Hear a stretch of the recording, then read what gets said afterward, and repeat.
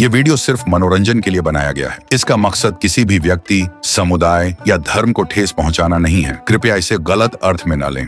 एक गांव था, जितना खूबसूरत था उतना ही शांत। वहां रहते थे दो दोस्त, राय स्टार और ज्ञान भाई। दोनों अनाथ थे, लेकिन एक दूसरे के लिए जान देने को तैयार। साथ में एक छोटा सा जिम चलाते थे।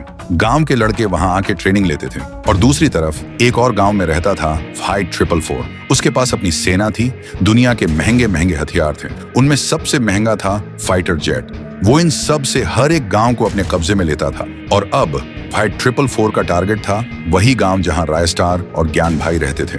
एक दिन फाइट 444 ने अपनी सेना के साथ उस गांव पर हमला कर दिया। आसमान से मिसाइलें, जमीन पर गोलियां, हर तरफ सिर्फ धुआं और आग थी। गांव का हर इंसान घुटनों के बल बैठकर गांव के लिए भीख मांग रहा था। ज्ञान भाई भी वहां था। राय स्टार किसी काम से बाहर गया हुआ था।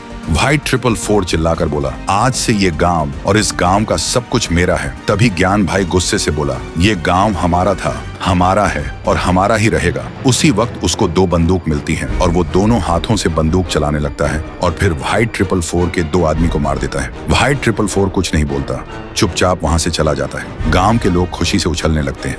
लेकिन उसी रात ज्ञान भाई राय स्टार को लेने जा रहा होता है। रास्ते में फाइट 444 का आदमी उसका रास्ता रोक देता है। ज्ञान भाई चौंकता है, बाइक का ब्रेक लगाता है। तभी पीछे से एक और आदमी आता है और ज्ञान भाई के सिर पर वार करता है। ज्ञान भाई वहीं गिर जाता है। अगली सुबह गांव में हलचल मच जाती है। गांव के बीच एक पेड़ से ज्ञान भाई की लाश लटकी मिलती है और उसकी छाती पे लिखा होता है, अब गांव मेरा है। जब राय स्टार को खबर मिलती है, वो भागते हुए आता है और ज्ञान भाई को देखते ही टूट जाता है और रोने लगता है।